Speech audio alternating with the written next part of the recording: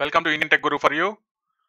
18th morning ఇచ్చిన మొదటి 10 ప్రశ్నలు ఆఫ్టర్నూన్ వీడియోలో చూసాం. ఇప్పుడు రిమైనింగ్ 10 క్వశ్చన్స్ చూద్దాం.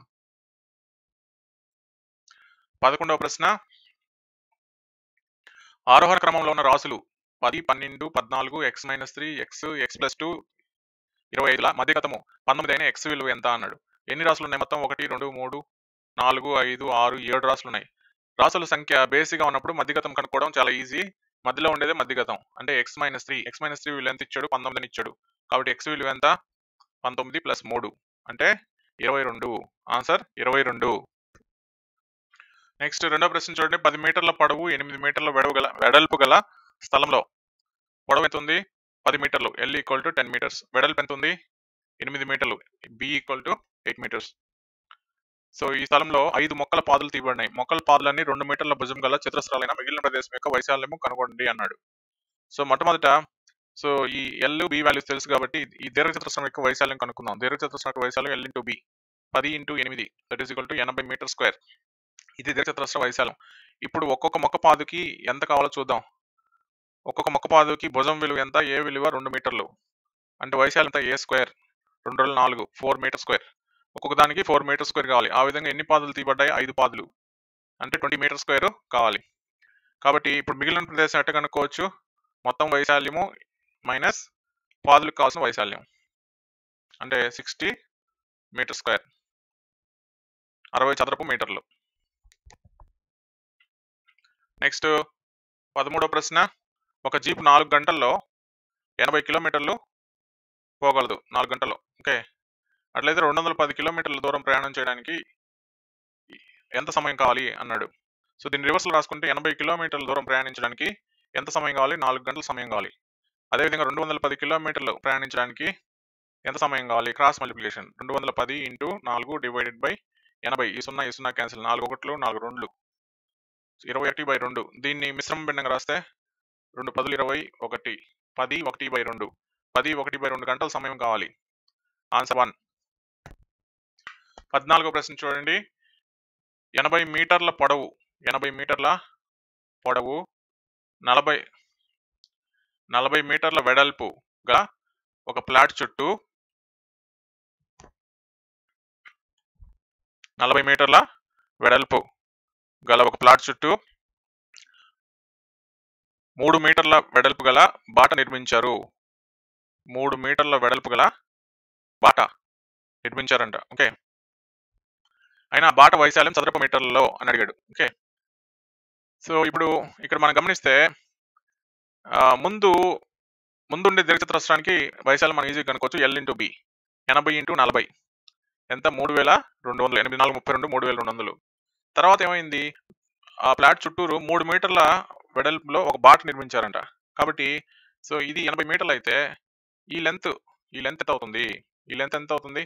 సో ఇటు సైడ్ ఒక 3 మీటర్లు కలిసింది, ఇటు సైడ్ ఒక 3 మీటర్లు కలిసింది. మొత్తం ఎంత కలిసింది? 6 మీటర్లు కలిసింది. అంటే 86 మీటర్లు అవుతుంది. 86 మీటర్లు అవుతుంది. అదేవిధంగా వెడల్పు కూడా, ఇది ఒరిజినల్ వెడల్పు. ఇప్పుడు వెడల్పు పెరిగింది. ఇటు ఒక 3 మీటర్లు, ఇటు ఒక 3 మీటర్లు. కాబట్టి వెడల్పు ఎంత అవుతుంది? 46 మీటర్లు అవుతుంది. ఓకే, అంటే సింపుల్ లాజిక్. ఇప్పుడుండే దీర్ఘచతురస్రం వైశాల్యం కనుక్కుంటే L ఇంటూ B కనుక్కుంటే 86 ఇంటూ 46 ఎంత? 6 36, 6 48, 3 51, 4 24, 2 4 32, 2 34, 6 5 9 3. సో 39 56 వచ్చింది. ఇప్పుడు ఏమడిగాడు మనల్ని? ఆ బాట వైశాల్యం అడిగాడు. మనకి లోపల దీర్ఘచతురస్ర వైశాల్యం తెలుసు, బయట తెలుసు. దాంట్లో దీన్ని తీసేస్తే బాట వైశాల్యం వస్తుంది. 39 56 3200 తీసేస్తే 6 5 7 756. కానీ 756 ఆన్సర్లో లేదు. సో దీనికి కారణం ఏంటంటే ఇక్కడ మీరు జాగ్రత్తగా గమనిస్తే ఇంగ్లీష్ వర్షన్లో 80 మీటర్ల పొడవు 60 మీటర్ల వెడల్పు అని ఇచ్చాడు. కానీ తెలుగు వర్షన్లో 80 మీటర్ల పొడవు 40 మీటర్ల వెడల్పు అని ఇచ్చాడు అనమాట. కాబట్టి తెలుగులో క్వశ్చన్ తప్పుగా ఇచ్చాడు. కాబట్టి ఆన్సర్ లేదు. కాబట్టి ఇప్పుడు 80 మీటర్ల పొడవు 60 మీటర్ల వెడల్పు తీసుకొని చూద్దాం. అప్పుడు 80 మీటర్లు కాస్త బాట వేసిన తర్వాత ఎంత అవుతుంది? 86 అవుతుంది. 60 మీటర్లు ఎంత అవుతుంది? 66 అవుతుంది. ఈ రెండు మల్టిప్లై చేయండి. 6 36, 3 6 8 48, 3 51, మళ్ళీ 516, 6 7 6 5 56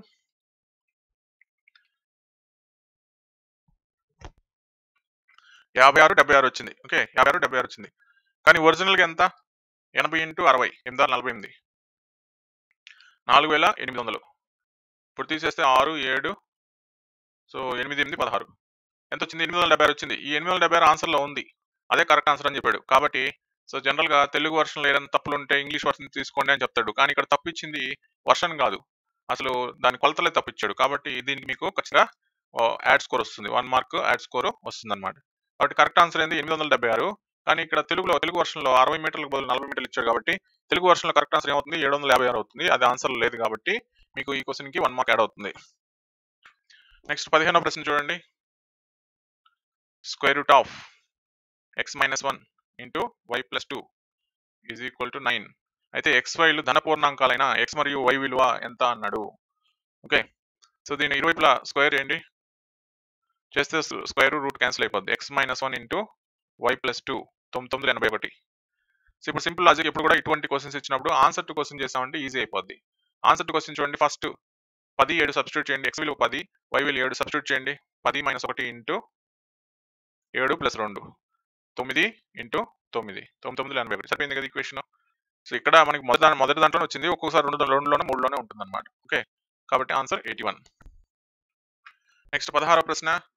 మొదటి 10 ప్రధాన సంఖ్యల సగటు కనుక్కోండి అన్నాడు. మొదటి 10 ప్రధాన సంఖ్యలు టకటకటగా చెప్పాలి మనం.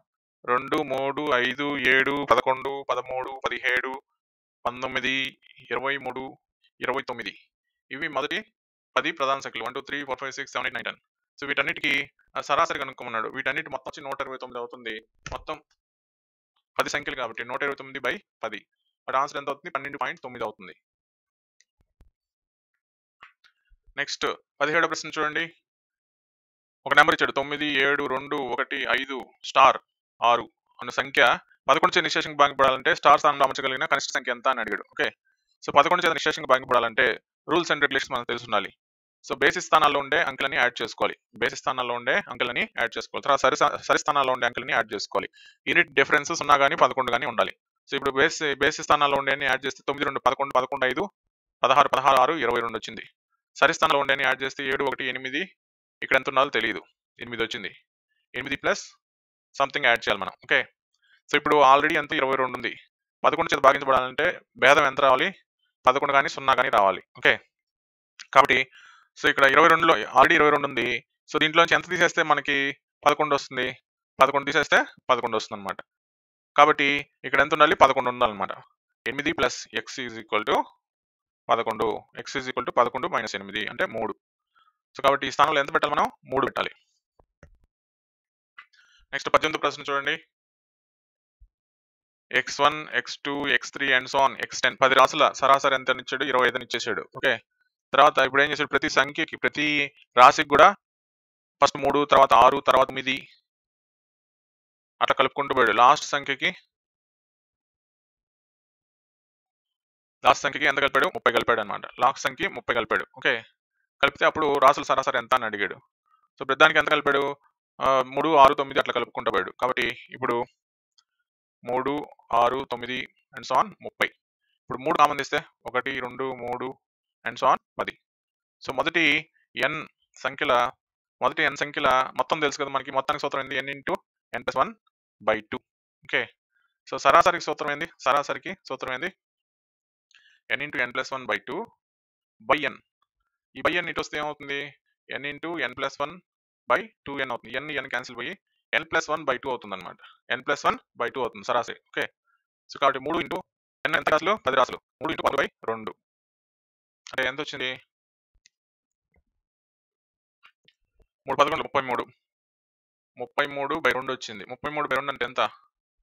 2 1 2 6 0.5 16.5 వచ్చింది. ఓకే, 16.5 అడిషనల్గా మనం వాల్యూస్ని యాడ్ చేస్తే ఎంత వచ్చింది? 16.5 వచ్చింది. ఆల్రెడీ ఎంత ఉంది? 25 ఉంది. 25 ప్లస్ 16.5 యాడ్ చేస్తే 0.5 6 5 1 11 2 1 3 1 4 41.5 ఆన్సర్లో ఉంది. కానీ ఈ ప్రాబ్లం కూడా తప్పే. సో ఎట్లా తప్పంటే ఇక్కడ మనం చూసామంటే x1 term x2 term x3 term ఇక్కడ ఎంత ఉండాలి? x10 టర్మ్ ఉండాలి. x10కి 30 కలపాలి, అంతే x30 కలపాలి. కాబట్టి బై మిస్టేక్ ఏమి ఇచ్చాడు? x10 బదులు x30 అని ఇచ్చేసాడు. కాబట్టి సో ఇది కూడా తప్పే అనమాట. సో దీనికి కూడా యాడ్ చేయడానికి అవకాశం ఉంది. సో రేపు మీకు అబ్జెక్షన్స్ ఇచ్చినప్పుడు సో మీరు అబ్జెక్షన్స్లో పెట్టండి. నెక్స్ట్ చూడండి 19వ ప్రశ్న. ట్రయాంగిల్ ఏబిసి యొక్క బాహ్య కోణాల మొత్తం ఎంత అని అడిగాడు. బాహ్య కోణాల మొత్తం ఎంత అని అడిగాడు. ఓకే, సో ట్రయాంగిల్ ఏబిసి అనేది ఈక్యులేటర్ ట్రయాంగిల్ అనుకుందాం. ఈక్యులేటర్ ట్రయాంగిల్ అయితే ఎన్ని డిగ్రీలు? ప్రతి కోణం కూడా 60 డిగ్రీలు 60 డిగ్రీలు 60 డిగ్రీలు ఉంటుంది అనమాట. సో అంతర్కోణం 60 డిగ్రీలు అయితే బాహ్య కోణం ఎంత ఉంటుంది? ఇది 60 అయితే ఇది 120 డిగ్రీలు ఉంటుంది. సో ప్రతిదానికి 120 డిగ్రీలు 120 డిగ్రీలు 120 డిగ్రీలు ఉంటుంది. సో 120 ప్లస్ 120 ప్లస్ 120 ఎంత? 360 డిగ్రీలు. కాబట్టి బాహ్య కోణాల మొత్తం ఎంత అవుతుంది? 360 డిగ్రీలు. నెక్స్ట్ చివరి ప్రశ్న చూడండి. ఇటువంటి క్వశ్చన్స్ ఇచ్చినప్పుడు ఫస్ట్ మనం ఏం చేయాలంటే వాటి యొక్క గుణిజాలు మనం వాటి యొక్క కారణాంకాలు కనుక్కోవాలి. ఓకే, సో 24 తీసుకున్నాం అనుకోండి, 2తో డివైడ్ చేసుకుంటే వాళ్ళు 2 12 24, 2 6 12, 2 3 6, తర్వాత 216, 2 1 2 0 2 16, 2 5 10, 2 4 8, 2 4 2 7 14, 2తో 14 3తో 3 9 27, 3 3 9, తర్వాత 96, 2 4 8, 2 8 16, 2 4 2 12, 2 6 2 3. ఓకే, ఇట్లా వేసుకుంటే మనకి ఈజీగా అర్థమైపోద్ది అనమాట, ఎట్లా డివైడ్ చేయాలనేది అర్థమైపోతుంది. ఇక్కడ ఫస్ట్ దాంట్లో కామన్గా ఉన్నాయి 3 2 ఉన్నాయి. 3 2 ఎంత? 8. సో ఇక్కడ కూడా 3 2 ఉన్నాయి, ఇక్కడ కూడా 3 2 ఉన్నాయి. వీటిని కామన్ తీస్తే క్యాన్సిల్ ఈజీగా పోద్ది అనమాట. కాబట్టి స్క్వేర్ రూట్ ఆఫ్ 24 ఎంత రాసుకుంటాం? 8 into 3 plus square root of 216 ఎంత రాసుకుంటాం? 8 3 3 9 27, 8 ఇంటూ 27 డివైడెడ్ బై 96 ఎంత రాసుకుంటాం? 2 3 8 ఇంటూ 2 4 3 12. ఇప్పుడు కామన్ తీసేయండి. రూట్ 8 కామన్ తీస్తే రూట్ 3 ప్లస్ రూట్ 27. రూట్ 27 మళ్ళీ ఎట్లా రాసుకోవచ్చు? ఇక్కడ రూట్ 3 ఉంది కదా, కాబట్టి రూట్ 3 ఇంటూ 9గా రాసుకోవచ్చు. 3 9 27 కదా, డివైడెడ్ బై రూట్ 8 ఇంటూ 12 ఎట్లా అయితే రూట్ 8 ఇంటూ రూట్ 12. రూట్ 12 మళ్ళీ రూట్ 12ని మళ్ళీ రాసుకోవచ్చు, రూట్ 3 ఇంటూ 4 రాసుకోవచ్చు. ఓకే, ఇప్పుడు ఈ రూట్ 8 క్యాన్సిల్. ఇప్పుడు మళ్ళీ కామన్ తీస్తే రూట్ 3 ఇంటూ 1 ప్లస్ రూట్ 9 ఎంత? 3 divided by root 3 into root 4 ఎంత? 2. Root 3 cancel. కాబట్టి ఇప్పుడు 1 4 ఎంత? 2 ఆన్సర్ 2. ఓకే, సో ఇంకా మ్యాథమెటిక్స్ స్టూడెంట్స్ అయితే ఇంకా షార్ట్ ఫామ్లో చేయొచ్చు, కానీ నాన్ మ్యాథ్స్ వాళ్ళకి అర్థం కాదు. కాబట్టి ఇట్లా చేసుకుంటే మీకు ఖచ్చితంగా కరెక్ట్ ఆన్సర్ వస్తుంది. సో ఇది మనకి మొత్తం మీద 18th మార్నింగ్ వచ్చిన పార్ట్ 2 క్వశ్చన్స్ అండ్ ఆన్సర్స్. ఈ వీడియో మీకు నచ్చినట్లయితే వెంటనే ఛానల్ని సబ్స్క్రైబ్ చేసుకోండి, మీ ఫ్రెండ్స్కి రెఫర్ చేయండి. తర్వాత ఎస్జిటి మార్క్స్ అనాలిసిస్ విషయానికి వస్తే కొంతమంది అభ్యర్థులు అసభ్యకరమైన మెసేజ్ పెట్టారు. దానివల్ల ఆ వీడియోస్ అన్నిటిని కూడా తొలగించడమైనది. సో ఇక ఎస్జిటి మార్క్స్ అనాలిసిస్ వీడియోస్ పెట్టడం జరగదు. ఎందుకంటే ఇప్పుడు ఎస్జిటి మార్క్స్ అనాలిసిస్ అనేది మనకు ఉన్న మార్కులు మనం అభ్యర్థులు ఎంటర్ చేసిన మార్క్సే మనం పెడుతున్నాం. సో వాటిలో ఫేక్ ఉన్నాయి, ఫేక్ లేవు అనేది అది నా చేతుల్లో లేదు. ఎందుకంటే అభ్యర్థులు కరెక్ట్గా ఎంటర్ చేయొచ్చు, లేదంటే ఎంటర్ చేయకపోవచ్చు. ఇంకొక విషయం ఏంటంటే ఒకవేళ వాళ్ళు రాంగ్గా ఎంటర్ చేయకుండా మనం hall ticket, date of birth తీసుకోవడానికి అది లీగల్ కాదు, ఇల్లీగల్ అవుతుంది అనమాట. మనం జస్ట్ అభ్యర్థుల్ని మార్క్స్ ఎంటర్ చేయమని అడగొచ్చు, కానీ వాళ్ళ డేట్ ఆఫ్ బర్త్ అనేది పర్సనల్ డీటెయిల్ అవుతుంది. ఎందుకంటే వాళ్ళ hall ticket, date of birth ఉంటే మనం వాళ్ళ లాగిన్లో ఎంటర్ కావడానికి స్కోప్ ఉంటుంది. కాబట్టి మనం అట్లా అడగడానికి లేదు. సో కాబట్టి ఆ వీడియోస్ అన్ని కూడా తొలగించడం జరిగింది. సో మీకు అఫీషియల్ వెబ్సైట్లో మెరిట్ లిస్ట్ వచ్చే వరకు వెయిట్ చేయండి. అదేవిధంగా ఎవరు కూడా